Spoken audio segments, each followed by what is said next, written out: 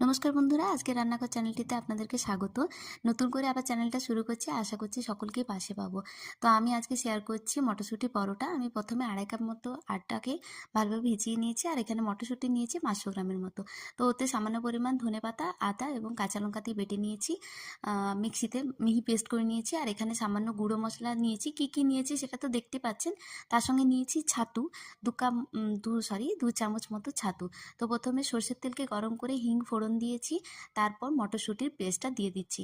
এটাকে ভালোভাবে নেড়ে চেড়ে একটু ভাজা হয়ে আসলে গুঁড়ো মশলাগুলো দিচ্ছি। গুঁড়ো মশলা কী দিয়েছি না দিয়েছি আমি সমস্ত কিছু ডেসক্রিপশানে লিখে দেবো, কারণ একটা ছোট শর্টসে এত কিছু বলা সম্ভব নয়। তো মশলাটাকে ভালোভাবে ভাজতে হবে লো টু মিডিয়াম ফ্লেমে, এবং যখন মশলাটা একত্রিত হয়ে যাবে এরকম, তখন নামিয়ে ঠান্ডা করে নিয়েছি। তো ঠান্ডা করার পর ছোটো ছোটো বল করে নিয়েছি এবং আটার লেচি কেটে পুরগুলো ভরে নিয়েছি। পুর ভরে লিচিগুলো রেডি করে নিয়েছি। এরপর পরোটা বেলে পরোটাগুলো সেঁকে নেওয়ার পালা। লো টু মিডিয়াম ফ্লেমে পরোটাগুলো আমি সেঁকে নেব।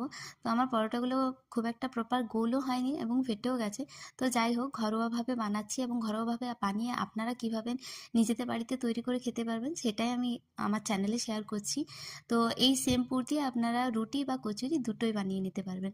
তো পরোটাগুলো কতটা সফট হয়েছে দেখতেই পাচ্ছেন। আর কেমন লাগলো এই রেসিপিটা জানাতে ভুলবেন না কিন্তু।